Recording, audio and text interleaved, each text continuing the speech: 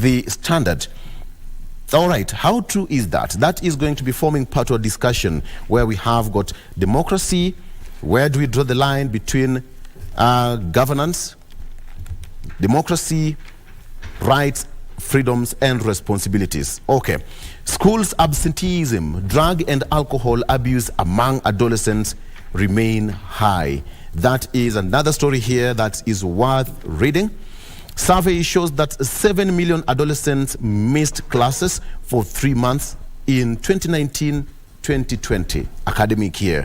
Boys are reported to abuse substances more compared to girls in the report.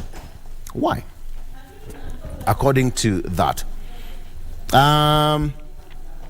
That is a story that you should take a look at. So the story about former president, Kenyans on edge as Ruto goes for Uhuru over resumption of demos.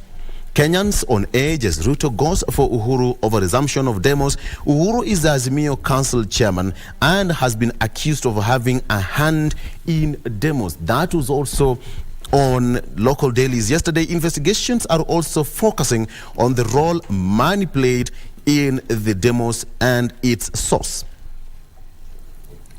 How true is that? That's the story worth reading. It's a full-page story here on page 4 of the Standard. You can take a look at it, get your favorite copy. Investigations into anti-government protests are now targeting former President Uhuru Kenyatta to establish if he may have played any role. Okay.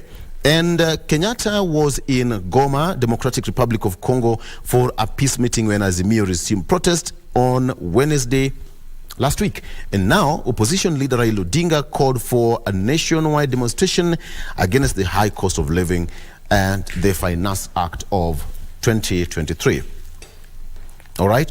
So this is the story that a majority of Kenyans are talking about, and even some other leaders castigating that action. How true is that? We will be waiting to see how it is in the coming days.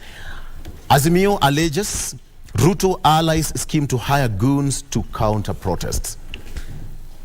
Opposition accuses Ruto of engaging in sideshows instead of listening to cries of Kenyans. Sifuna says that there have been attempts to hack the signature collection website.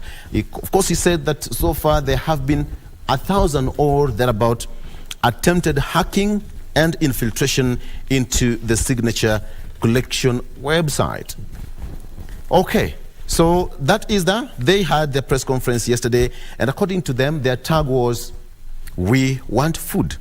That was their tag in their press conference. So the opposition maintained that the protest will continue until the government addresses the high cost of living. Very good. We'll continue with that shortly. And finally, on the front page of the Star newspaper, what do we have here?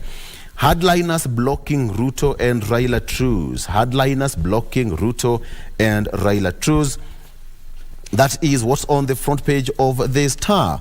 Pundits say that lieutenants who fear losing relevance are taking extreme positions. Hardliners blocking Ruto and Raila truce.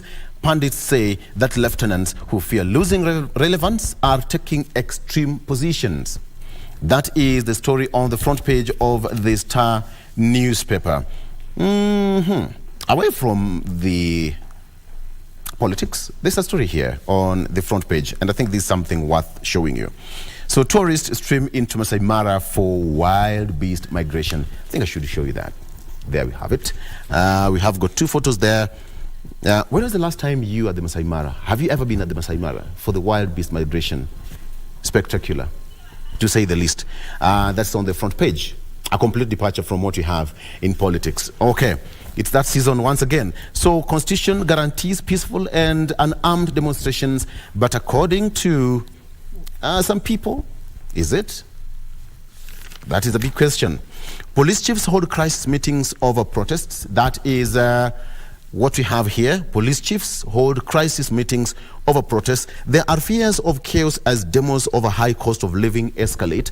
That is the police commanders across the country on Monday held a series of crisis meetings to plan how to handle the anti-government protest to be staged by the opposition for 3 days this week, starting tomorrow.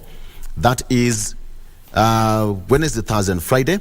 And now police chiefs also had their crisis meeting over the protest. And at Vigilance House, Deputy Inspector General of Kenya Police, Douglas Kanja, addressed the commanders.